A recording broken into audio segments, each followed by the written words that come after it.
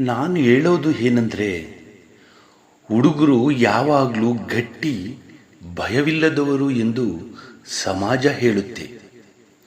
ಆದರೆ ನಿಜ ಏನೆಂದರೆ, ಹುಡುಗರ ಮನಸ್ಸಿನಲ್ಲೂ ದುಃಖ, ನೋವು, ಮೌನದ ಹೋರಾಟ ಇರುತ್ತದೆ.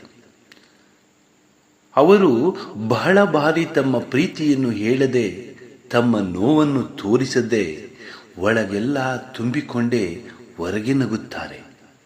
ಆ ನಗು ಹಿಂದೆ ಒಂದು ಮೌನ ಕಣ್ಣೀರು, ಒಂದು ಅರ್ಥವಾಗದ ಹೃದಯ, ಒಂದು ಮುಗ್ಧ ಪ್ರೀತಿ ಅಡಗಿರುತ್ತದೆ.